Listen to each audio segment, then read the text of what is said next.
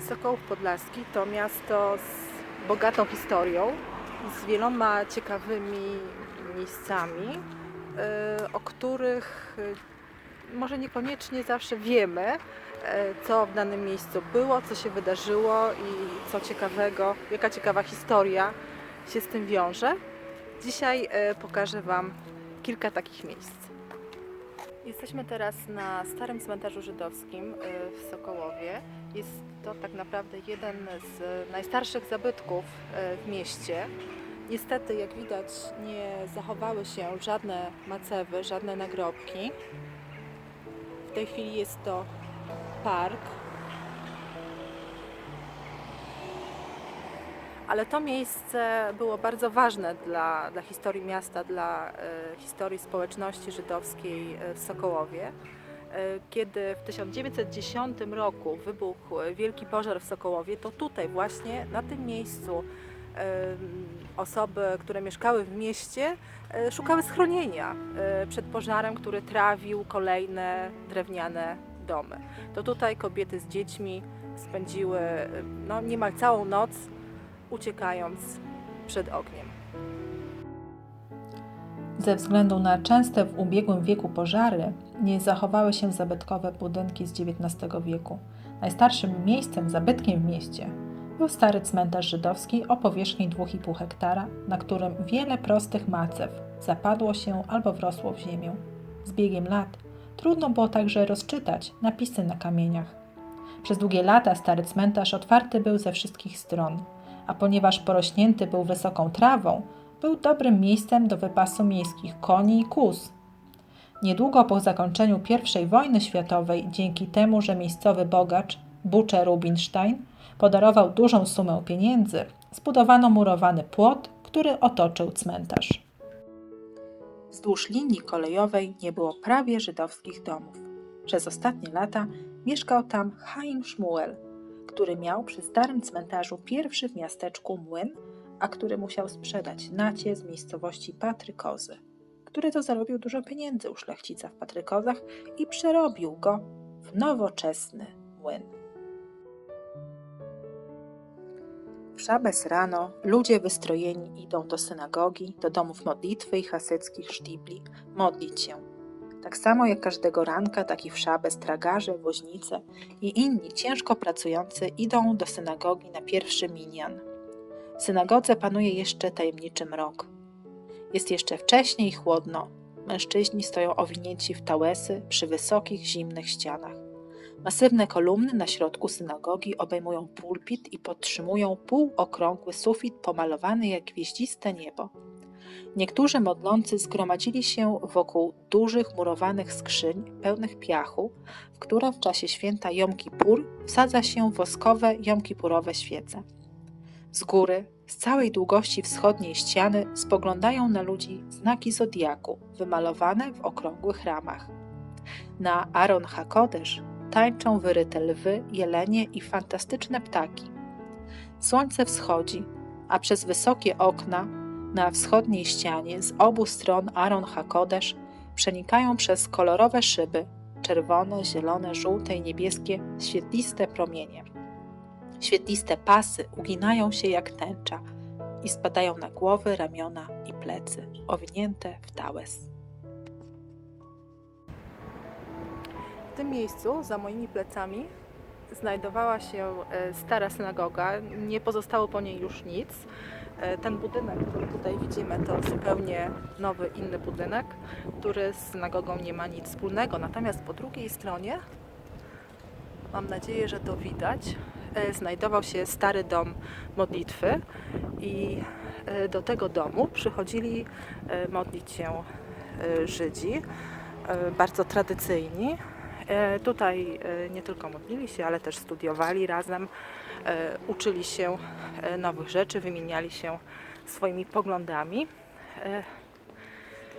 I ponieważ było ich wielu, no to zaistniała potrzeba zbudowania kolejnego budynku, nowego domu modlitwy. I taki właśnie powstał niedaleko stąd, a jego historia jest bardzo ciekawa. Ten budynek to właśnie nowy dom modlitwy, chociaż dzisiaj już jest również budynkiem zabytkowym, nie wcale takim nowym. Natomiast to tutaj przychodzili młodzi Żydzi, którzy chcieli się modlić, chcieli studiować święte księgi, chcieli się uczyć i robili to bez specjalnego nadzoru ze strony starszych, co wpływało na nich w ten sposób, że przychodzili tutaj coraz chętniej, do tego stopnia, że w przerwach między nauką zaczęli grać w szachy. Szachy, które sami zrobili z kartonowych pudełek po papierosach. Do tego tuż obok tego budynku znajdował się sklep z łakociami oraz napojami wyskokowymi własnej produkcji, co sprawiało, że przebywanie tutaj było bardzo atrakcyjne dla młodych ludzi.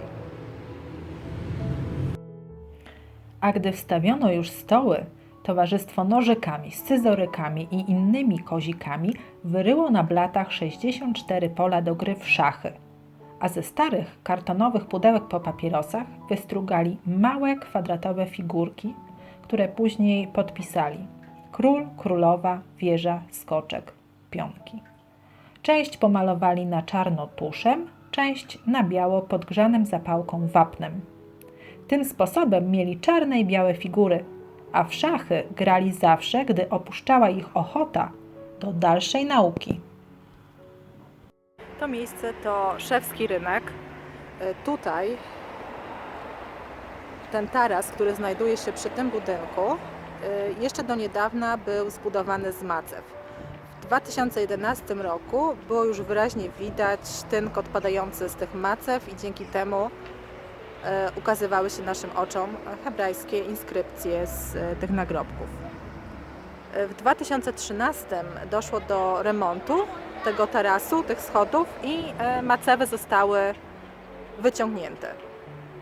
Dzisiaj mamy rok 2020 i nic dalej się w tej sprawie nie wydarzyło. To znaczy nie wiemy, gdzie są macewy i dlaczego nie wróciły na cmentarz żydowski, tam gdzie powinny się znaleźć. Tutaj na ulicy Olszewskiego mieściła się szkoła powszechna numer 2, w której uczyły się żydowskie dzieci. Była to szkoła świecka, niereligijna, a jej dyrektorem był pan Icko Trumper. Większość nauczycieli tej szkoły miała poglądy lewicowe, była raczej sceptycznie nastawiona do syjonizmu i sprzyjała asymilacji. Przez długie lata w szkole nie było nawet nauczyciela żydowskiej religii i historii, a gdy koniec końców zatrudniono takiego nauczyciela, Mojsze Migdała, nie miał on w szkole nic do powiedzenia. Asymilatorsko-antysyjonistyczna atmosfera nie pasowała do miasteczka i wychowania dzieci w duchu ich domów, ale mimo tego szkoła miała dla młodego pokolenia pierwszorzędne znaczenie. Gwarantowała jako pierwsza ogólną, normalną edukację. Moshe Zając wspominał: pamiętam specjalne obchody, które miały miejsce w Sokołowie z okazji odsłonięcia pomnika księdza Brzóski. W szkole nie obchodzono żadnych żydowskich uroczystości, ale żydowskie dzieci brały masowo udział w polskich. Na odsłonięcie pomnika przyszły wszystkie szkolne dzieci, ale miejscy włodarze nawet na nas nie spojrzeli i nie przydzielili nam specjalnego miejsca. Gdy zaprowadzono chrześcijańskie dzieci do kościoła na uroczystą mszę, nauczyciele z żydowskiej szkoły uznali za stosowne zaprowadzić tam i żydowskie dzieci. I ustawili je w rzędach na placu przed kościołem. Tam obrzucono nas dobrze znanymi wyzwiskami: Żydzi do Palestyny. Zostaliśmy też opluci przez chrześcijańskie dzieci. Po całej ceremonii, gdy orkiestra chłopska już przestała grać i wszystkie chrześcijańskie dzieci i inne instytucje zaczęły się rozchodzić, dopiero wtedy podeszliśmy do pomnika i złożyliśmy wielki wieniec w imieniu naszej szkoły. Jeszcze dziś czuję smak wyzwisk, na które nasi zasymilowani nauczyciele nie reagowali. Nic na to nie wskazuje, ale ten teren za mną To jest tak zwany nowy cmentarz żydowski. Działkę na ten cmentarz razem z drogą dojazdową gmina żydowska kupiła w 1920 roku od Wincentego Wojewódzkiego i Marianny Remiszewskiej za 1800 marek. I to tutaj właśnie odbywały się pochówki, pogrzeby tuż przed wybuchem wojny, ponieważ stary cmentarz znajdujący się dzisiaj obok basenu w Sokołowie był już przepełniony. I najprawdopodobniej właśnie z tego miejsca pochodzą macewy, które wykorzystano do budowy tarasu schodów przy Szewskim Rynku. Te macewy, które przypomnę w 2013 roku zostały z tego tarasu wyciągnięte i do dzisiaj na cmentarz nie wróciły. Wszystko wskazuje na to, że ani żadna z osób, ani żadna z instytucji, które są za to odpowiedzialne, czy mogą podjąć jakiekolwiek decyzje w tej sprawie, nie ma na to ochoty, nie ma ochoty na upamiętnienie tego miejsca. Pozostaje nam więc jedynie samym pamiętać o tym, co tutaj było, o naszej wspólnej polsko-żydowskiej historii i o tych ludziach, którzy budowali nasze miasto i mieli na nie ogromny wpływ, a z których pracy i wysiłku do dzisiaj w pewnym stopniu korzystamy.